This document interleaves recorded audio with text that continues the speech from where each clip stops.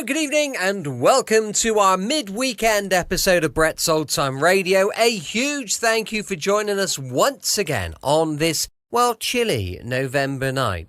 I'm Brett, I'm your host for our Nighttime Podcast. Welcome to another episode. Well, now, with it being a Saturday, it is, of course, an episode of yours truly, Johnny Dollar. But before we rush into that, please do check out our social media. We've got Facebook, Instagram, YouTube, and TikTok. They're all called Brett's Old Time Radio Show. We'd be wonderful if you could check it out.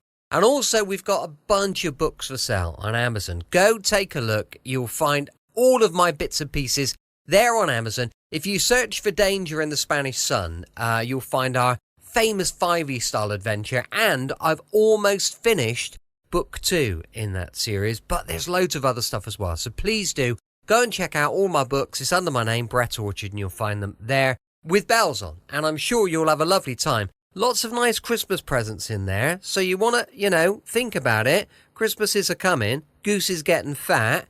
And you guys need presents for your nearest and dearest. Well, my books are there waiting for that. I've filled a gap for you, gap in the market. As I say, with it being a Saturday, it's an episode of yours truly, Johnny Dollar.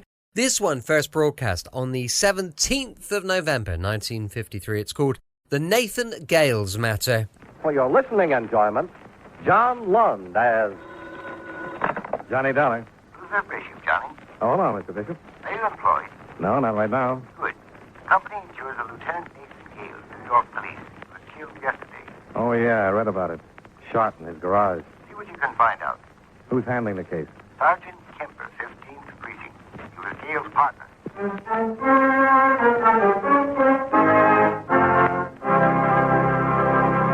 How about taking a minute or so to talk about seals and fish that have some connection with the government of the United States?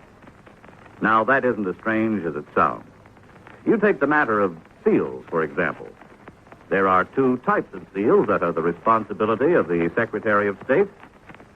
First, there's the Great Seal of the United States, which is stamped on all official documents.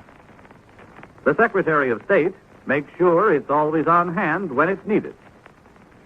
The other kind of seals he takes care of are the ones that swim in the ocean, since it's up to the Secretary to work out agreements with representatives of other countries and let them know how many seals can be caught in what is called international waters and when. The Secretary of State works out similar deals for the catching of fish and lobsters because these agreements are actually treaties. Before they can be put into effect, they have to be approved by 2/3 of the Senate. As a matter of fact, any time our government wants to work out a deal with a foreign country on trade, mutual assistance, fish, seals, or lobsters, it's done by treaty. And all treaties are signed by the President, though some of them aren't drawn up until after the Secretary of State has worked over the rough spots in order to pave the way for prompt ratification. So, just remember, the Secretary of State is a mighty important wheel in the machinery of your United States government.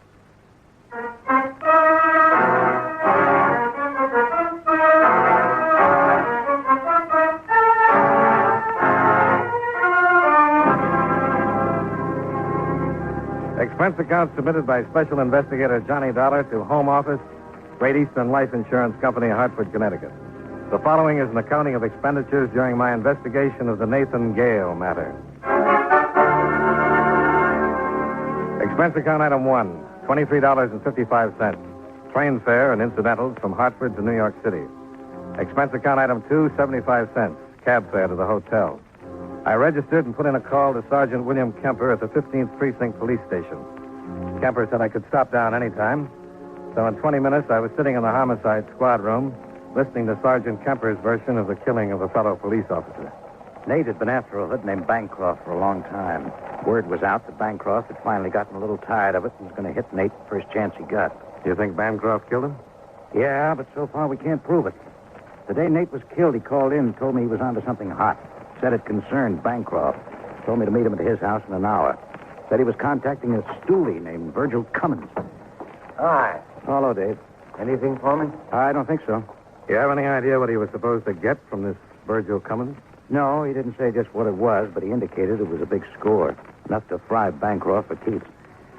I went to his house in an hour, like he'd asked, and I found him in the garage, shot twice. No witnesses? Yeah, a neighbor, George Fisher, said he saw a man running away. We brought him down here and showed him the mugs. He picked out Bancroft. Well, then... We picked Bancroft up, put him in the lineup, and the witness changed his mind. Said Bancroft wasn't the man after all. Somebody got to him, huh? Of course. But the witness won't change his story again. He insists that Bancroft's not the man he saw running away, and that's that. He's scared stiff. He's got a wife and 4 kids. Has Bancroft got an alibi? Says he was with his girl at the time of the killing. And his girl agrees? 100%. We've questioned them both for hours. What about the stoolie? Cummins. I went looking for him right away. Yeah. Didn't mean to interrupt. It's okay. If Ed come in, tell him I'm down in Basker's office. Oh, yeah. So we found Cummins, all right. Found him in his room, strangled by a light cord. Whoever shot Gale got the evidence. Sure. So it's got to be Bancroft. But without the stoolie, we can't prove there was any evidence. Bancroft's girl swears Bancroft was with her the whole afternoon. And your only witness won't identify Bancroft. That's the way it stands so far. But I'm working on that witness. I'm going to keep working on him until he admits Bancroft's the man.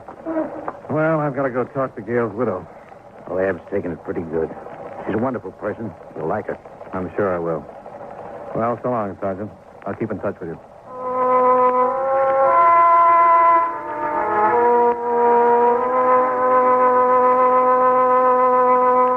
Expense account item 3. $1.75 cab fare to the Gale home. I introduced myself to Mrs. Evelyn Gale, the dead officer's widow.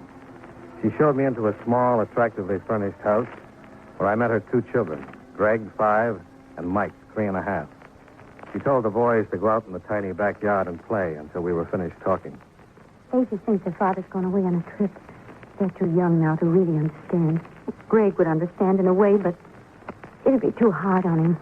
When they get older, they won't miss their father so much it'll be easier to tell them. Yeah.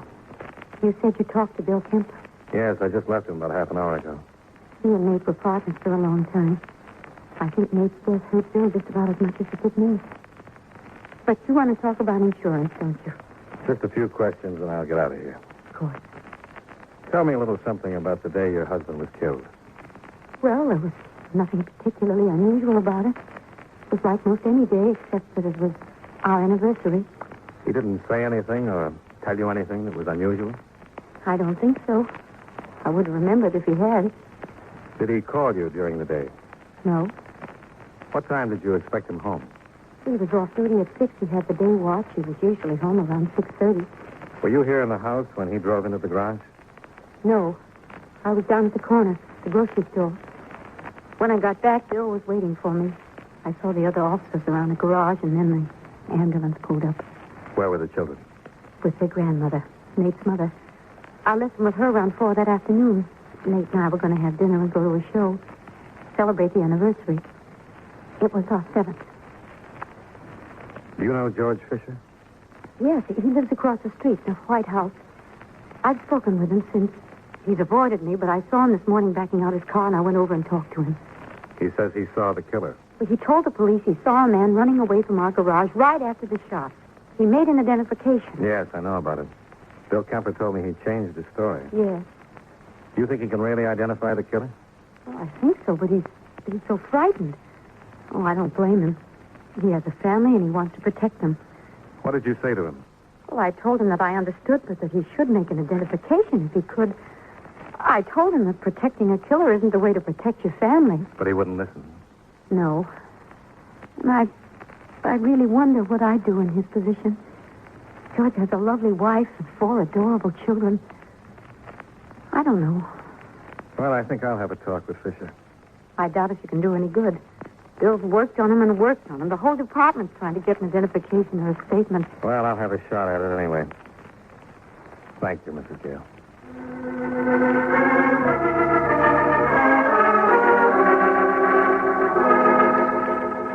I went across the street to the Fisher house and spoke with his wife. She told me her husband was still at work, wasn't expected home until 6:30.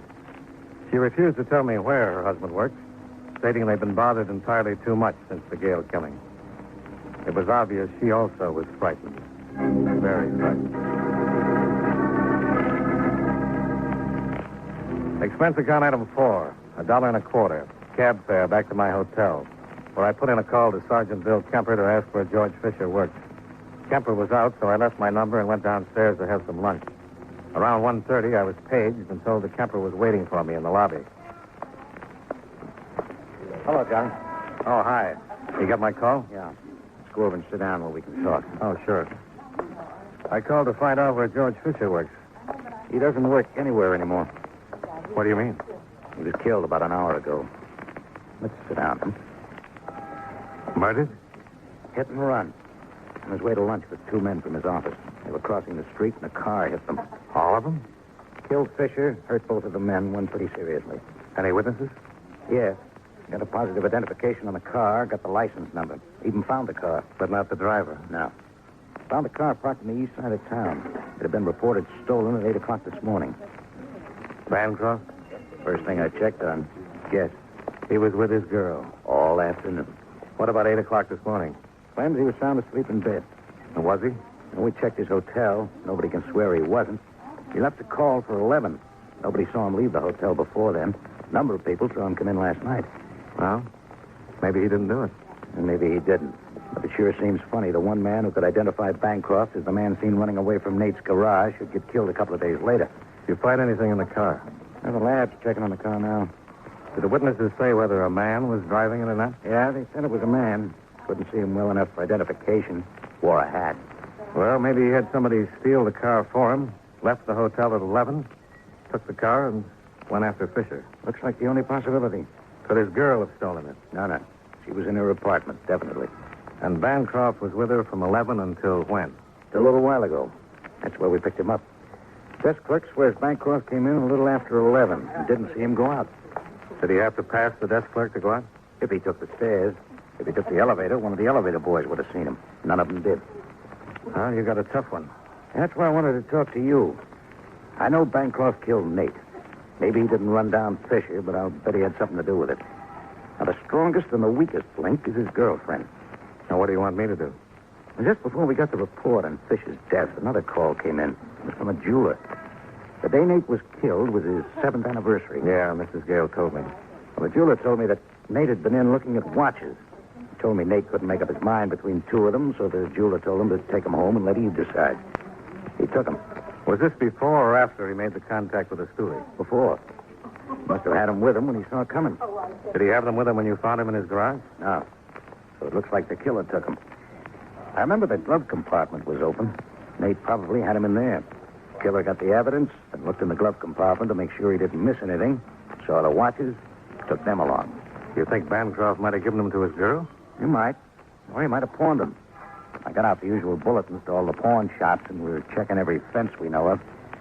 They were fairly expensive watches. Here, the description. Mm-hmm.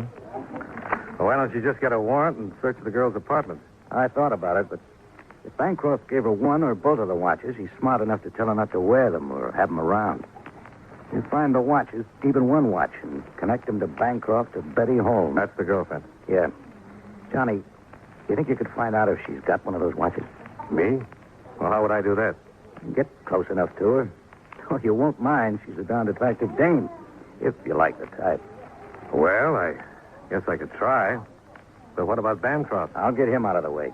But I can't keep him forever. You'll have to impress her in a hurry. Well, maybe she doesn't want to be impressed. She likes men with money. Lots of money.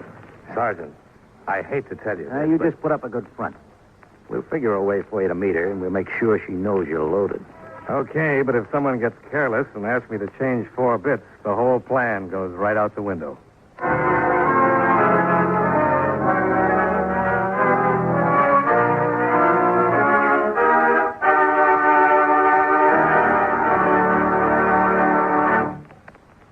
With your permission, there's something I'd like to talk about for a minute.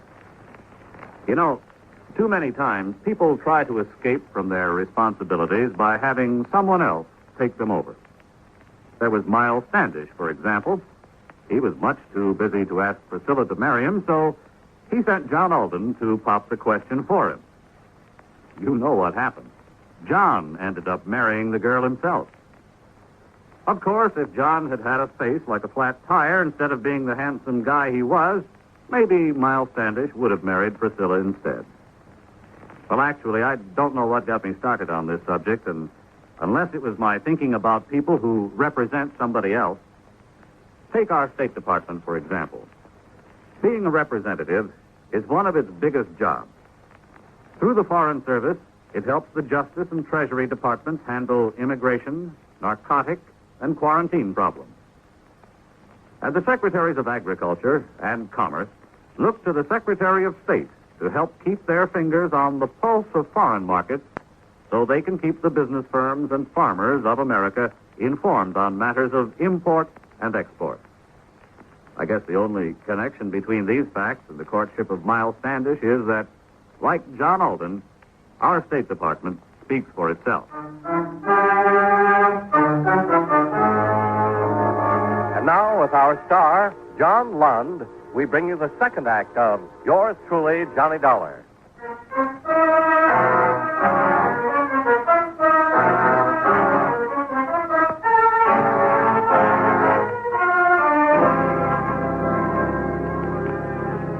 Sergeant Kemper made arrangements for me to move into another hotel, where Johnny Dollar, the insurance man, would be known as Johnny Dollar, the Texas oil man. Kemper got me a fancy pair of boots and a 10-gallon Stetson. I was all ready to turn the lovely Betty's head. The men who were tailing her reported to Kemper that she was shopping at Meshakoff's Fur Salon on Fifth Avenue. Kemper immediately put out a call to pick up her boyfriend, and Kemper and I left for the Fifth Avenue shop. When we got there, Kemper pointed out the quarry, and I went to work. She was trying on a mink stole when I walked up to the sales lady.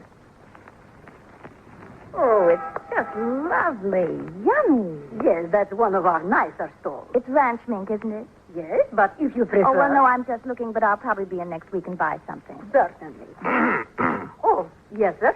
Can I help you? Well, yeah, I thought I'd like to buy a fur coat or something like that. Would you excuse me? Oh, sure, go right ahead. I'll just look around. Oh, no, I didn't mean to bust up nothing. Well, that's all right. The lady's just looking. Well, okay. You sure you don't mind? Not a bit? Sir, what kind of fur coat would you like? Well, I'd like something real nice. I'm just in New York for a couple of days. I'd like to bring my mama back a little present. You're from Texas? Why, yes, ma'am. How'd you know? Well, I can always tell Texas man. So tall and strong. Oh. Would you like something in mink? Yeah. I like the mink, too. Oh, boy, I'm having just a wonderful time here in New York. Oh, that's good. I'm glad. First vacation I had since 43. Just been too busy with the whales. That's oil well? You don't buy mink coats with water, lady. Well, what about this lovely stole the young lady was just trying on? Well, no, ma'am. It's too skimpy. I want something can keep Mama warm. She ain't spry like she used to be. Can't take the winters too good no more. Something that hangs down to the floor. You know, coat. Yes, sir. Well, if you excuse me, I bring out a few that you can look at. Fine. You just take your time. Do-do, do-do, do-do, do-do, do. Pardon me. For what? Well, I couldn't help but overhear. Oh, that's all right. I ain't gonna buy this one, ma'am. You can have it. Oh, no. I just thought maybe I could help you a little. I do a lot of buying here, and I know you're from out of town. Texas. Yes. And, well, if you're going to buy a mink coat for your wife... For my mama. I ain't married, ma'am. Oh. Well, have you ever bought a mink coat before? Why, no, ma'am. Only mink I own is in my car back home. In your car? Yes'm. Mama thought it'd be nice to upholster it that way. In mink? Oh, I know it ain't practical, but Mama thought it looked nice. Does, too. Goes right nice with the gold. The gold? Yeah, you know, the door handles, cigarette lighter, a lot of little things like that. Oh, yes. Well, what kind of car is it? Well, it's a sort of a double-length Cadillac. Had it built special. How nice. Yes, it's nice. Well, the only reason I came over was because I thought as long as you were from out of town... Texas. Texas. Yes, well, I thought maybe you'd like someone to help you pick out the right thing. Well, now, I think that's right thoughty of you, ma'am. But I don't want to put you into no trouble. Oh, it's no trouble. Oh, good. My name is Dollar. My name's Holmes. Betty Holmes. Well, howdy. You can just call me Johnny. That's my front name. All right, Johnny. Oh, here comes the sales lady.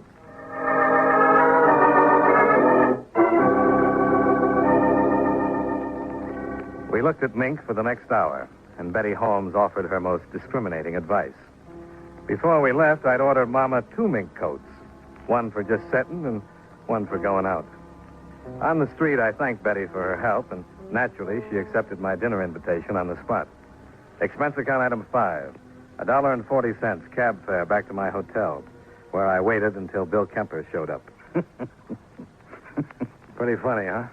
I couldn't hear what was going on, but I had to stay out of sight because she knows me. But, boy, you were really pretty awful. Yeah, I know, but she loved it. I'm going to have dinner with her. Good. What about Bancroft? Now, we got him. We'll keep questioning him. If his lawyer gets a writ, we'll move him to another precinct. How long can you keep that up? Long enough for you to have dinner and get better acquainted. I hate to pick her up in a cab. Don't worry about it. What time's your date? 8 o'clock. I'll have you a limousine, complete with chauffeur. Officer Denkers. We'll get one of the cars we use for parades and VIPs. Boy, if this backfires, they'll hear the explosion clear up in Maine.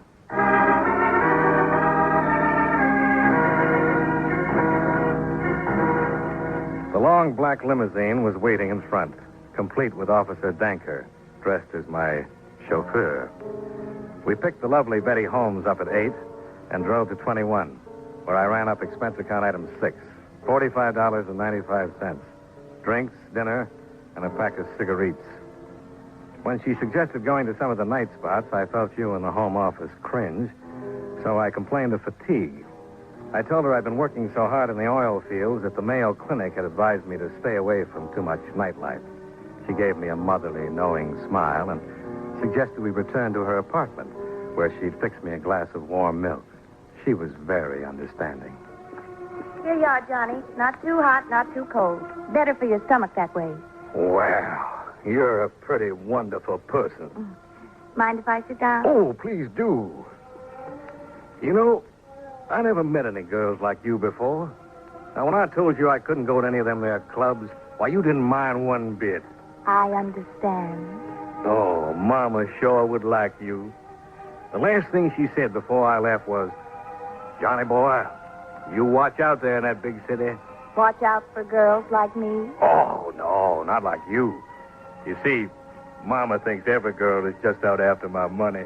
There are some nice girls left in the world, Johnny. Why, sure. And you're one of them. Why, you got a nice place to live, nice clothes. I guess you got everything you want. Yes, I guess I've got just about everything a girl would want, but I've never met the right man. Someone I could really settle down with, make a good home. Oh, that's too bad. I guess it ain't easy living in a big city like this. No. But someday I'd like to get back to the farm. The farm? Yes, I was raised on a farm. That's the life. Yeah, I guess it is. Oh, the cows and the chickens. Well, we ain't got them no more. Just a lot of oil wells. But it's still a farm. Well, more like a refinery with beds. But it's out in the wide open spaces. Yeah, but all you can see is them blasted oil wells. Oh, it's a rugged life, full of the great outdoors, the smell of the sagebrush. No, just oil. But you love it. Yeah. But say, what time is it? I must have left my watch in my suite. Oh, well, I don't have a watch. There's a clock in the kitchen. You ain't got a watch? No, why? Well, I'm in luck, I sure am. What? Well, you've been so nice to me. Helped me pick out those coats for Mama. I've been trying to think of something I could buy for you. Oh, now, Johnny. No, I want to. I've seen the things you're wearing tonight. You got that nice mink and all that there jewelry, but you ain't got no watch. Oh, please, I really No, when I want to do something, ain't no use trying to talk me out of it. I'm going out tomorrow morning and buy you one fine watch. Oh, that's really wonderful. Oh, it ain't nothing. Johnny. Now, wait a minute. Oh, I'm sorry. Oh, I don't really mind. Kind of like it. Well, about the watch. Where's a good place to get a nice watch? Well, there's... No. Wait a minute. Johnny, would you like a really nice watch? I don't mean it's too expensive. Oh, I don't care about that. Can't pay too much for a watch. How much would you want to pay?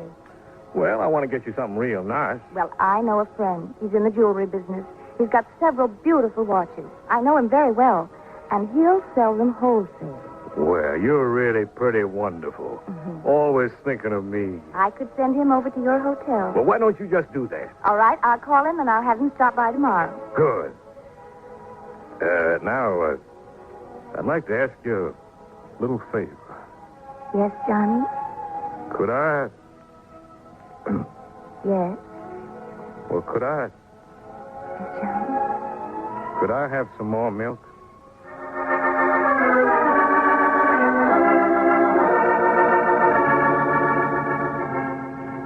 When I got back to my hotel, Bill Kemper was waiting for me in my rooms. I told him everything that had happened. Kemper put in a call to the precinct and ordered Bancroft's release. Then he said goodnight, and I turned in.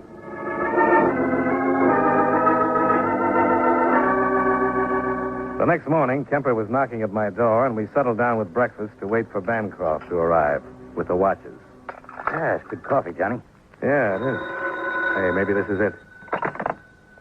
Hello? Johnny, Well, good morning. I didn't wake you up, did I? Oh, no, I've been up since 6.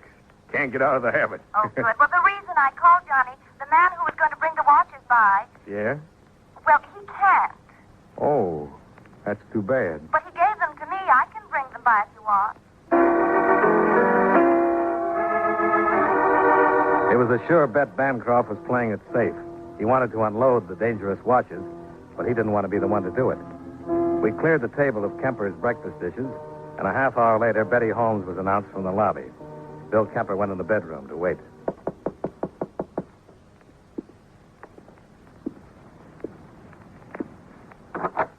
Well, good morning again. Good morning, Johnny. You sure do look nice. Come on over and sit down. Have some coffee. Oh, I'd love some coffee. I didn't particularly want to bring the watches myself, but my friend was busy. Oh, that's all right. That's all right. He gave me the prices and everything. Well, let's see them. All right. Oh, they're right pretty. Now, this one, he wants $700. Mm-hmm. And how much for this one? He said that one wasn't as expensive, only $500. That's, wholesale, hmm? Oh, yes. He said they're very unusual watches. Yeah. What's the matter, Johnny? Something wrong? Yeah. Bill? Well, what is it? What's going on? Hello, Betty. What is all this? Don't you know? These are the watches, Bill. I thought they'd Why, you crummy, no-good, rotten Just take it easy. You're a cop. No, not quite. You can't get away with this. You don't have anything on me. Give me those watches. Now, wait a minute. Who gave you these watches? You can't pinch me. You haven't got I anything. got all I need. I got the watches that were taken out of Nathan Gayles' glove compartment right after he was murdered. I don't know anything about it. The guy just gave me the watches. Who? Bancroft? Okay. And you're going to take the rap. I don't know anything about it. You know I didn't have anything to do with Gayle's death. You know I was in my apartment. These watches are all I need. They'll send you right up. No. Then tell me who killed Gayles. Bancroft. How did he get out of your apartment without anyone seeing him? The service elevator. But I didn't have anything to do with it. Did he kill Fisher? Yes, yes. He was afraid Fisher would talk. Who stole the car? Who stole it? I did, but he killed Fisher. He killed Gale and Fisher, and I didn't have anything to do with it. You had enough to do with it to get your life. Come on. I'm going to book you and then get me a cop killer. See you later, Johnny. And thanks. Yeah. Thanks. You all.